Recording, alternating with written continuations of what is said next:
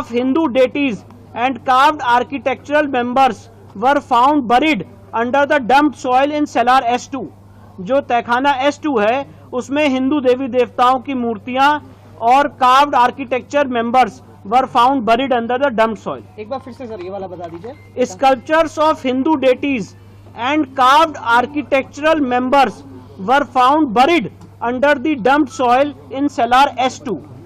Nature and age, अब nature और age इसकी क्या है इसके बारे में एसआई अपनी फाइंडिंग बता रहे हैं। Existing architectural remains, decorated mouldings on the walls, करना रथा एंड प्रति रथा of central chamber, a large decorated entrance gate with trona on the eastern wall of the western chamber, a small entrance with mutilated image of lalat bimba, birds, animals carved for decoration in and outside suggest that the western wall is remaining part of a Hindu temple।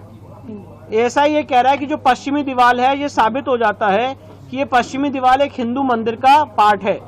Based on the arc and architecture, this pre-existing structure can be identified as a Hindu temple। जो western wall है ये हिंदू मंदिर का structure है, इसको identify किया जा सकता है।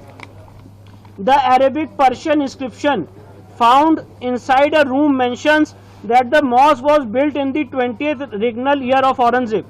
Hence, the pre-existing structure appears to have been destroyed in 17th century. मतलब ऐसा ही कह रहा है कि वहां पे जो पहले स्ट्रक्चर था जो हिंदू मंदिर का उसको 17वीं शताब्दी में तोड़ा गया है during the rain of Aurangzeb and part of it was modified and reused in the existing structure. Hindu मंदिर के ही भग्नावशेष को इस तथाकथित स्ट्रक्चर में यूज किया गया, ये ऐसा ही finding. Based on the scientific studies survey carried out, study of architectural remains, exposed feature and artifacts, inscriptions, art and sculptures, it can be said that there existed a Hindu temple prior to the construction of existing structure। मतलब ऐसा ही कह रहा है कि यहाँ पे एक Hindu temple exist करता था इस मस्जिद होने से पहले। सर ये टोटल कितने पेज की सर ये रिपोर्ट है? ये टोटल 839 पेजेस की रिपोर्ट है और एएसआई की जो फाइंडिंग्स थी उसका मैंने रखा। ये जो अब अगला कदम क्या होगा आप लोगों का? इसके अलावा जो अगला कदम क्या होगा? अब अगला कदम हमारा ये होगा कि जो वजू टैंक का एरिया है उस वजू टैंक में जो हमारे बाबा हैं, जो शिवलिंग है, वहाँ पे एएसआई सर्वे की हमारी मांग रहेगी और उस मांग को लेके हम न्यायालय के सामने जाएंगे।